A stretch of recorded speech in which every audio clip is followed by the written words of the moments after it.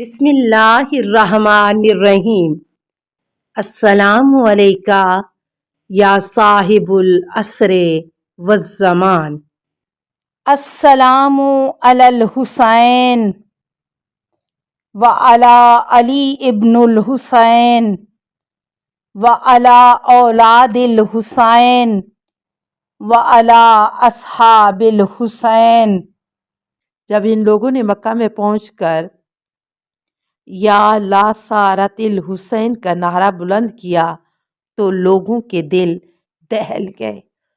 محمد بن حنفیہ کے قید خانے کے ارد گرد لکڑیاں جمع کی جا چکی تھیں اور صرف 2 ہی دن باقی رہ گئے تھے۔ بس قید خانے کا دروازہ توڑ کر محمد بن حنفیہ کو بما جماعت کے رہا کر دیا اور ان سے اجازت چاہی کہ ابن زبیر کے ساتھ جنگ کی جائے، تو آپ نے حرم خدا میں جنگ کرنے سے روک دیا۔ اس وقت مختار کی طرف سے محمد بن حنفیہ کے پاس 4000 فوج موجود تھی۔ پس بنا بر مشہور کے آپ طائف کی طرف روانہ ہو گئے اور وہیں قیام پذیر ہوئے، اور مختار کی فوجیں واپس کوفہ کی طرف لوٹ آئیں۔ کوئی خون خرابہ نہ ہونے پایا۔ اقول واقدی کی اس روایت میں مختار کا یہ جملہ کہ تمہارے مہدی کا خط ہے، اس امر کو ظاہر کرتا ہے کہ مختار حضرت محمد بن حنفیہ کو مہدی سمجھتے تھے اور انہی کی امامت کے قائل تھے، لیکن یہ بات غلط ہے۔ مختار حضرت امام زین العابدین علیہ السلام کی امامت کا قائل تھا اور صحیح الاعتقاد شیعہ تھا۔ صرف دشمنان اہل بیت نے اس کو بدنام کرنے کے لیے کئی حربے استعمال کیے ہیں، اور ان میں سے ایک یہ بھی ہے۔ محمد بن حنفیہ کی امام حسین علیہ السلام سے گفتگو۔ جب امام حسین علیہ السلام مدینہ سے روانہ ہوئے تھے، حضرت محمد بن حنفیہ خدمت اقدس میں حاضر ہوئے اور عرض کیا، اے برادر جان، آپ مجھے عزیز تر اور محبوب تر ہیں۔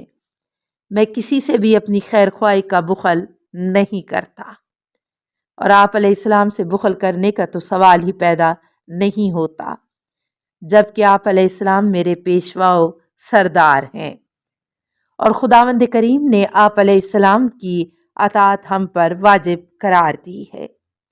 آپ علیہ السلام جوانان جنت کے سردار ہیں۔ بھائی جان، یزید کی بیعت سے دور رہیے اور ان علاقوں سے بھی دور رہیے جو یزید کی علمبرداری میں داخل ہیں۔ بس یکسو علیحدہ ہو کر لوگوں پر اپنے حقوق کی وضاحت فرمائیے۔ اگر قبول کر لیں تو فبیہا، ورنہ آپ علیہ السلام کے فضل و کمال میں کمی نہیں ہوگی۔ میں یہ نہیں چاہتا کہ آپ علیہ السلام یزید کی علمبرداری کے شہر میں جائیں اور لوگوں میں سے بعض آپ کے ہم نوا ہو جائیں اور بعض یزید کے طرفدار ہو جائیں۔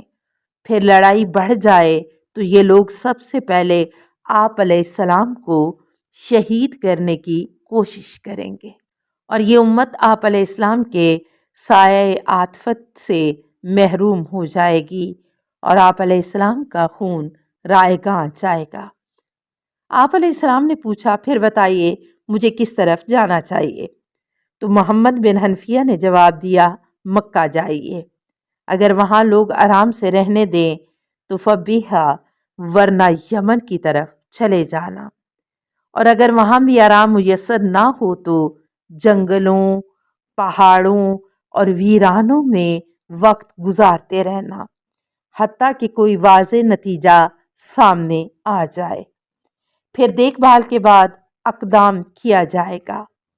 امام پاک نے جواب میں ارشاد فرمایا، بھائی جان، اگر پوری روئے زمیں پر میرے لیے کوئی جائے پناہ نہ ہو سکے تب بھی یزید بن معاویہ کی بیعت تو میں نہیں کروں گا۔ بس یہی ایک جملہ فرمایا اور محمد بن حنفیہ مطلب کی تہ تک پہنچ گئے۔ اس کے بعد 1 گھنٹے تک دونوں بھائی مصروف گریہ رہے۔ پھر امام پاک نے فرمایا، اے بھائی جان، خدا آپ کو جزائے خیر دے، تم نے اپنی ثوابدید کے ماتحت اچھی رائے دی ہے۔ میں رخت سفر باندھ چکا ہوں، بیٹوں، بھائیوں اور دوستوں کے ہمراہ جو میرے پکے وفادار ہیں مکہ جا رہا ہوں۔ اور بھائی جان، تمہارے ذمے اور کچھ نہیں، ہاں صرف یہ کہ آپ علیہ السلام مدینہ میں قیام کریں اور ان لوگوں کے حالات سے باخبر رہیں اور میری طرف سے جاسوسی کے فرائض انجام دیں تاکہ ان لوگوں کی کوئی بات ہم پر پوشیدہ نہ رہنے پائے۔ اس کے بعد قلم کاغذ منگوا کر ایک وصیت نامہ لکھا جو محمد بن حنفیہ کے حوالے فرمایا، اور روتی ہوئی آنکھوں سے بھائیوں نے ایک دوسرے کو وداع کیا۔ امام حسین علیہ السلام بنابر مشہور 28 رجب کو مدینہ سے روانہ ہوئے تھے اور اوائل شعبان میں مکہ پہنچے تھے اور 4 ماہ تک وہاں قیام فرمایا، اور محمد بن حنفیہ بھی بقصد حج مکہ میں پہنچ چکے تھے۔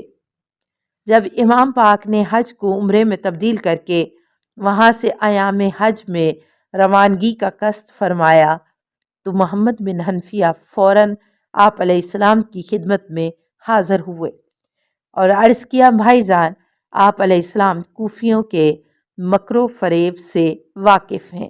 آپ علیہ السلام نے دیکھا کہ انہوں نے بابا جان اور بھائی جان کے ساتھ کیا سلوک کیا۔